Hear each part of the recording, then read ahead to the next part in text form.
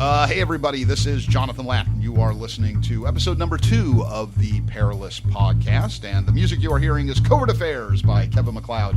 Get all your royalty-free music at incompetech.com. Of course, you can license it, but I don't because I'm cheap.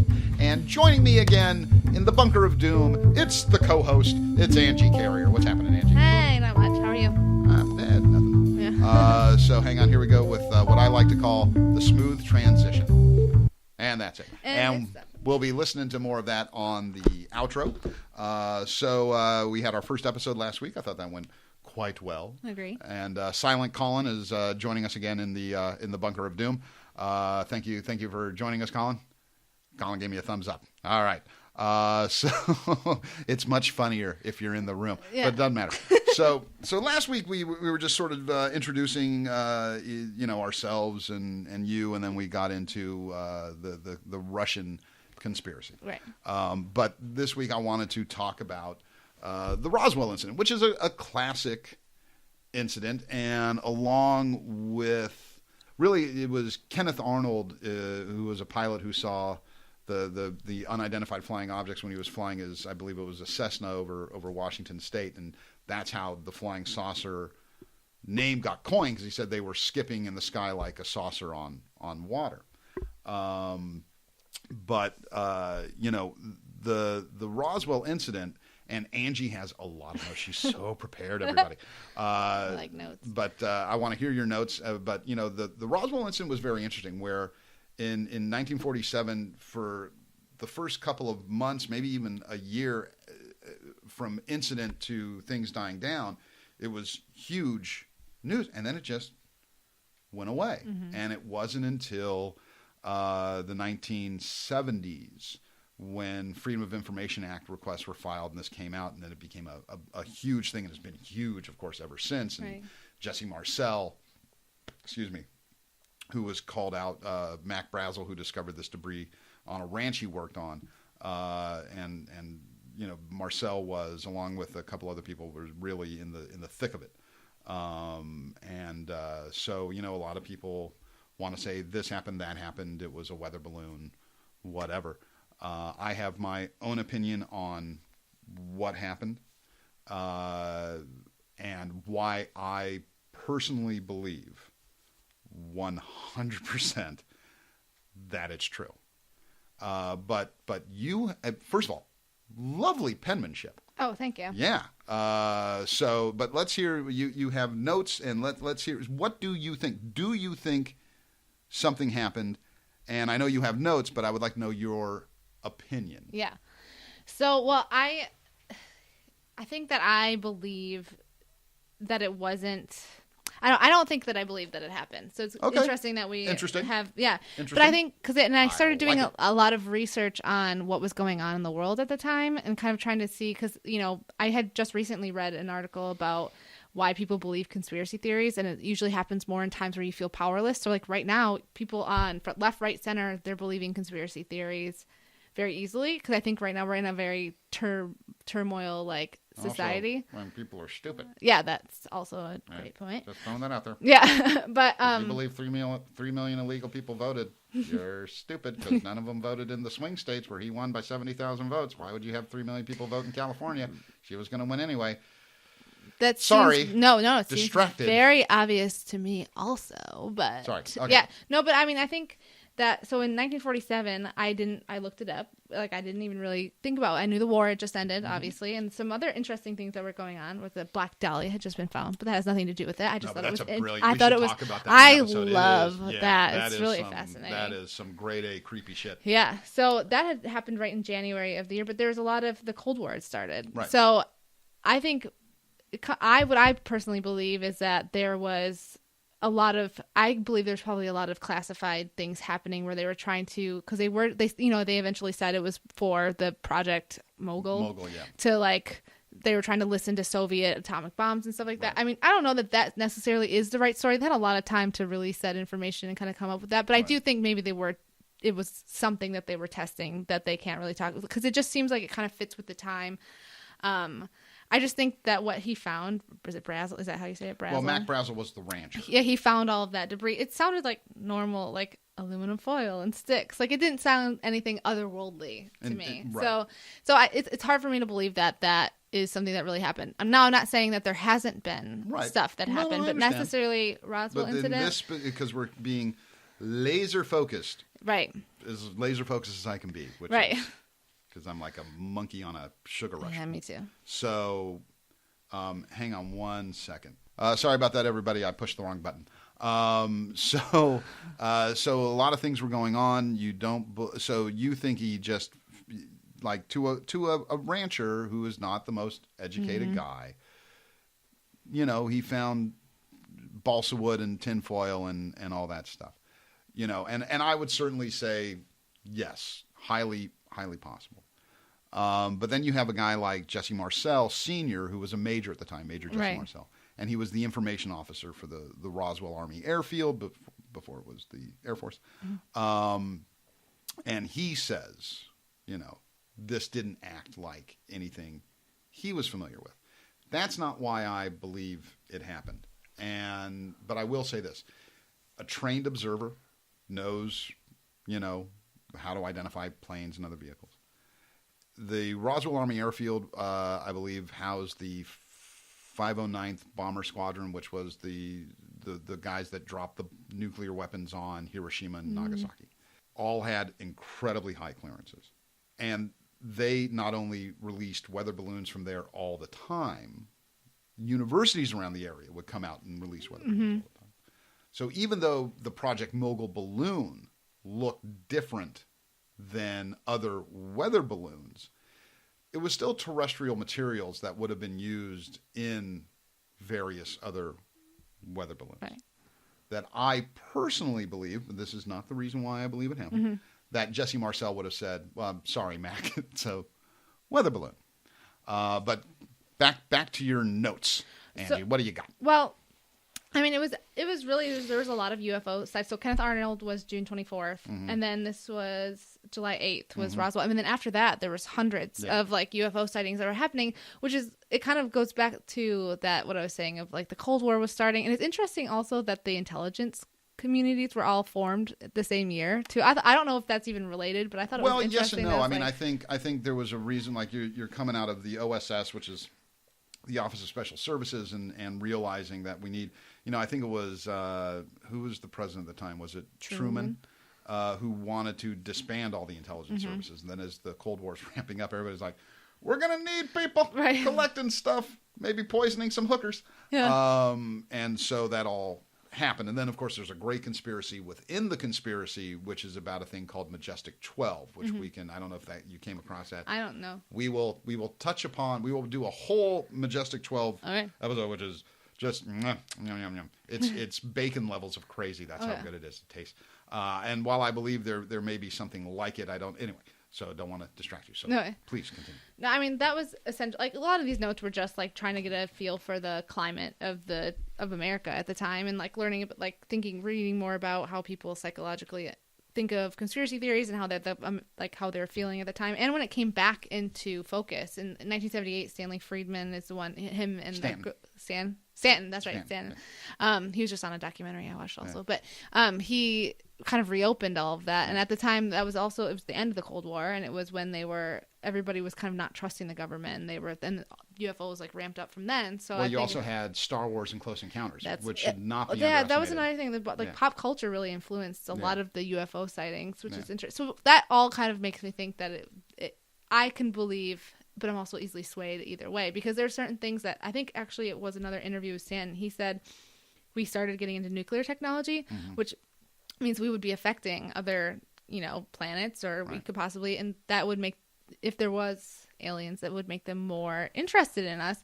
And that would be kind of like around that time, like, oh, that is something that's interesting. I also think they have some, I don't believe it happened, but there is still part of me that could be convinced, because there's still some classified information from Roswell that they haven't released. Yeah. Well, so why wouldn't they, like, especially right now, why wouldn't they release it? And also keep in mind that a lot of the information they release on Roswell is heavily redacted. Oh, yeah. Like you get a page and it's all black, and all you see is the date, the word "the," and "thanks," and that's it.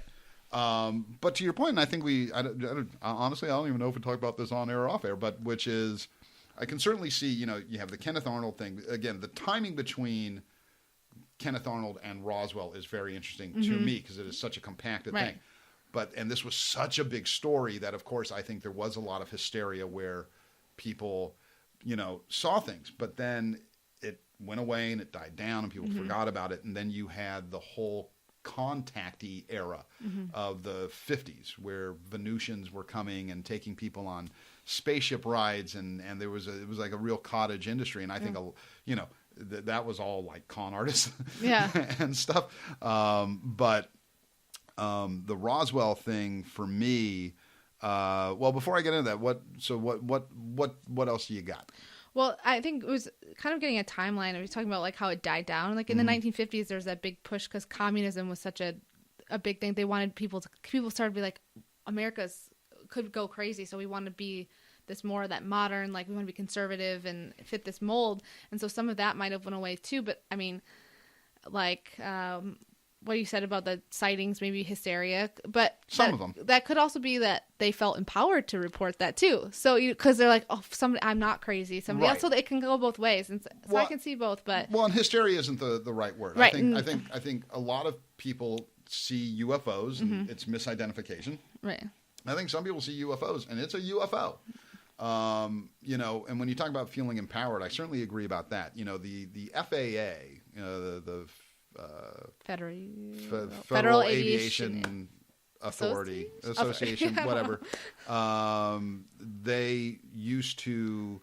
There was a long time in the 40s, the 50s, early 60s, where if a commercial pilot saw something, they could report it, and it didn't affect their career or whatever. And then something happened, and the government clamped down, and pilots became very afraid to report things because it could cost them their license. And the government did things to me that makes me think that this is why I believe I believe in extraterrestrials, because it's just silly to think we're the only people out here.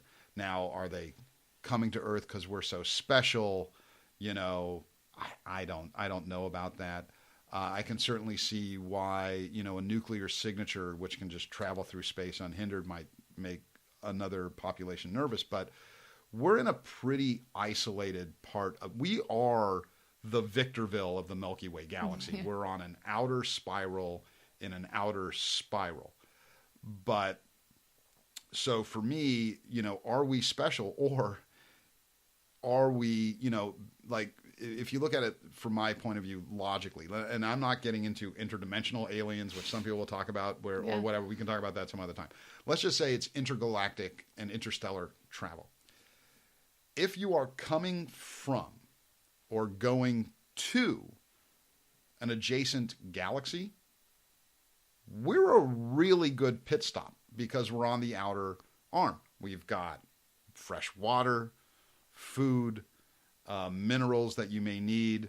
There's a lot here. We are like literally the gas station in Baker that will sell you gas and beef jerky and a souvenir and a T-shirt, and like you can go and get ranch flavored soda, and you know what I mean. Right. So Earth, if you're about to hop to or hop from another galaxy, you look at that and you go, this place got everything, man. Finally, I can take a dump outside. Right.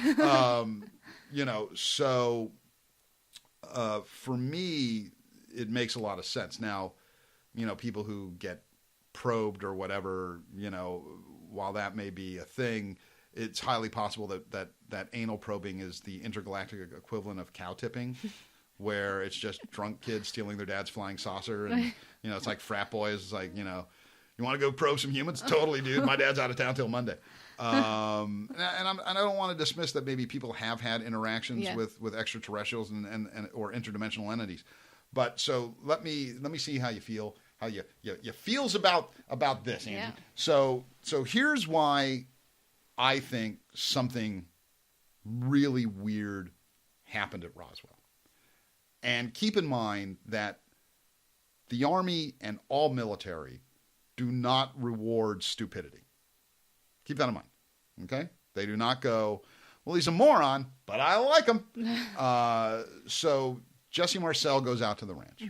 He has this debris, takes it back to Roswell, shows his commanding officer. Jesse Marcel didn't call the newspaper and say, we found a flying saucer. He was told he could do that. So when he did that, when they found out, okay, when this was released, that was an official sanction by the commanding officer of the Roswell Army Air Base. Said, yes, you can tell them we have found debris from a flying saucer. And I don't want to get into, all the eyewitnesses and everything and whatever. So he says that. Then the call comes from Wright-Patterson Air Base to Roswell. I believe it was Wright-Patterson, and they tell his commanding officer, shut this down. Okay? So he calls Jesse back into his office, and he goes, okay, we're retracting this. It's not a flying saucer. It's a weather balloon. Now, go out into that office, hold up. I take it you saw the picture, the famous picture of Jesse Marcel looking like somebody just farted, holding up balsa wood and tinfoil, and, sort of eating crow. So basically it would look like, and the way they painted it publicly is Jesse Marcel fucked up. Jesse Marcel was a moron. Jesse Marcel found balsa wood and tinfoil and said flying saucer. But that's not what happened. Jesse Marcel found this. He reported it back. His commanding officer said, you can tell them we found a flying saucer. It goes crazy. Somebody higher up on the food chain goes, shut it down. It was a weather balloon.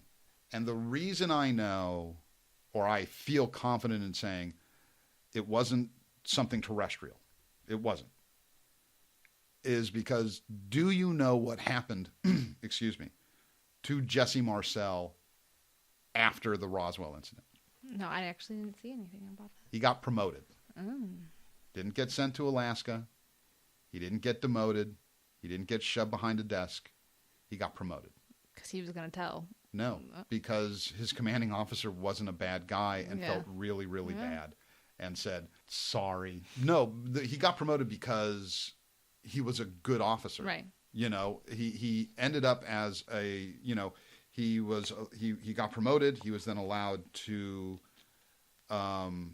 leave the Army when his term was up because he had some family problems, or maybe even got early release, but honorably discharged. And then he went into the reserves, the Army Reserves, and he retired as a lieutenant colonel. Now, if I'm a commanding officer anywhere in the Army and I am presented with the transfer papers from the guy that couldn't tell the difference between a flying saucer and a weather balloon, who was the information officer at one of the most highly secured air bases, the people that dropped the atomic bomb, that were doing a lot of high clearance stuff. This is not the guy I want on my team.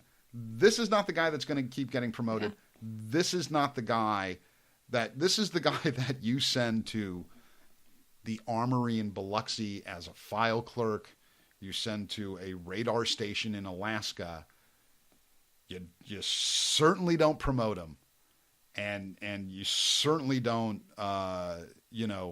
make it up to him by giving him better assignments. And so I could be wrong, but taking everything else aside, getting rid of, you have stories from the mortician who says he saw this, and then people who saw that, and a lot of these people didn't come forward for 30 years. And look, Roswell, man, there ain't a lot going on in Roswell. So in the 70s, I can certainly see where the mayor of Roswell calls everybody together and goes, all right, Morty, you were a first sergeant, and Melinda, you worked for the mortician. Right. And here's your scripts. Fucking learn them. Yeah. Where we go live in 2 weeks, and it's turned into this sort of small industry for them.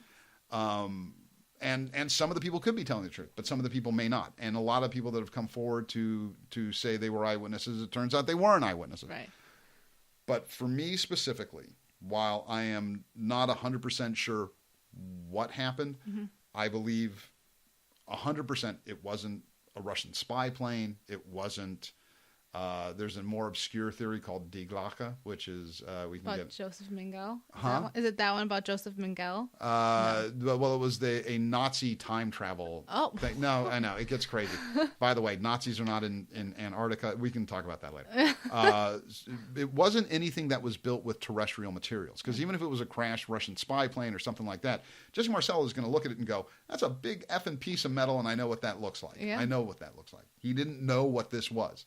And he was made a fool of, and he was made to look like an idiot. He was kind of blamed for it, and then he was promoted. Right.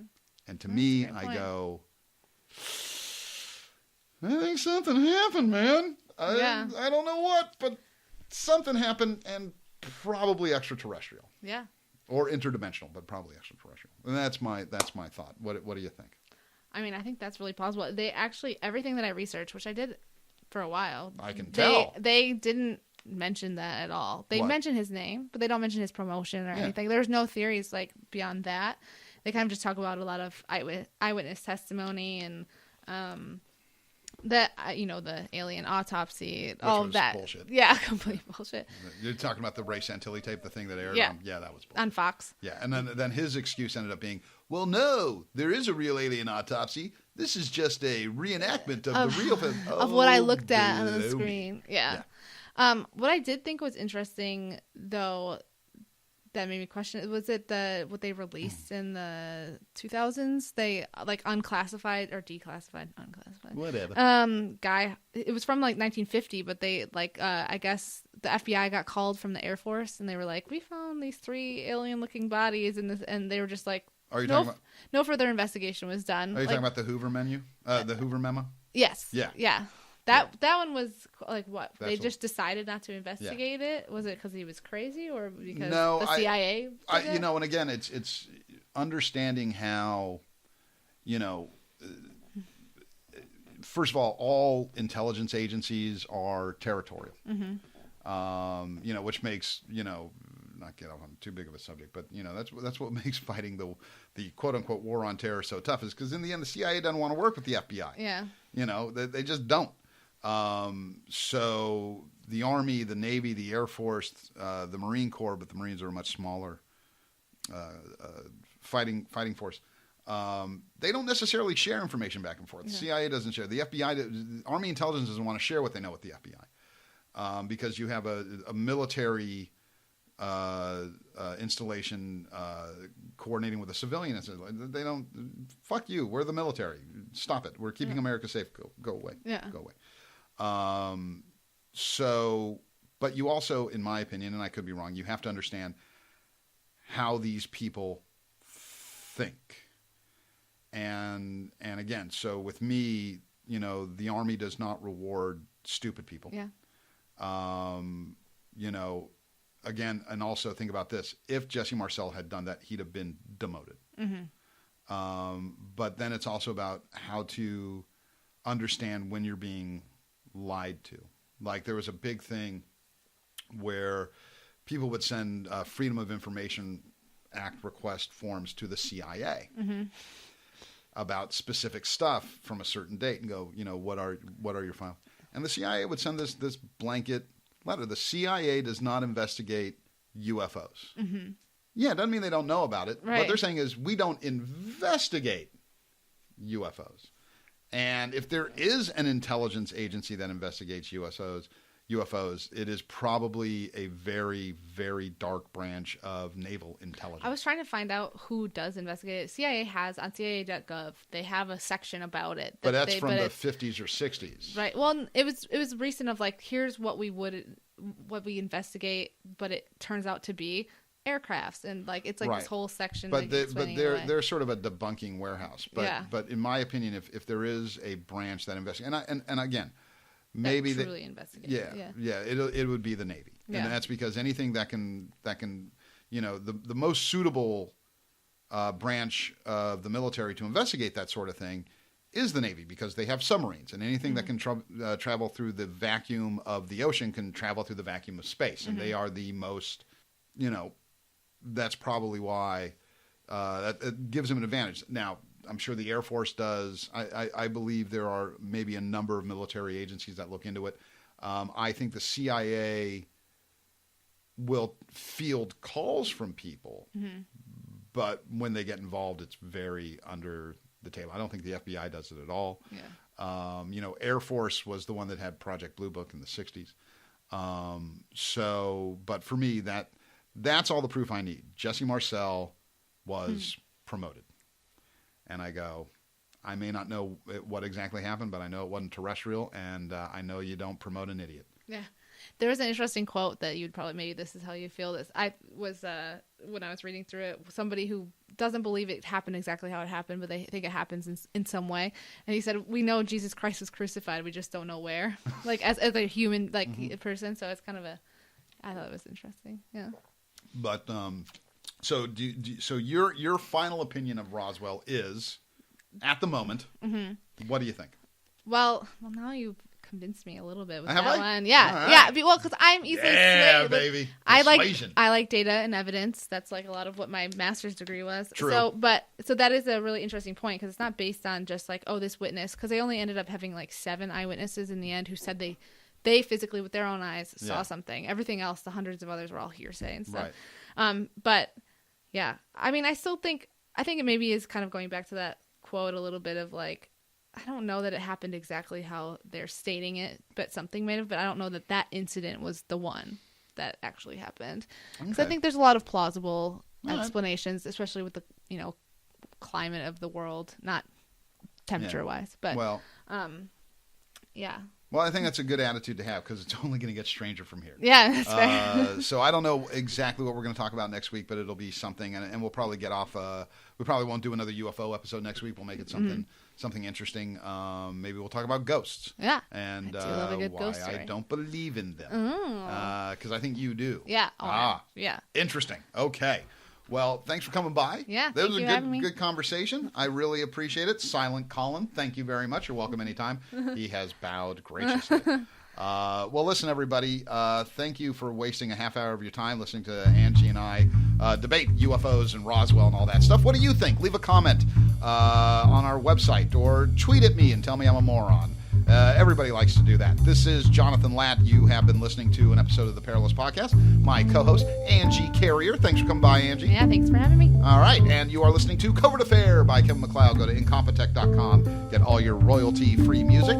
And we will talk to all of you next week. Next week, ghosts. Angie is pro-ghost. I am con-ghost. We will talk about that next week. All right, thanks, everybody. Thanks, Angie. Yep, thank you.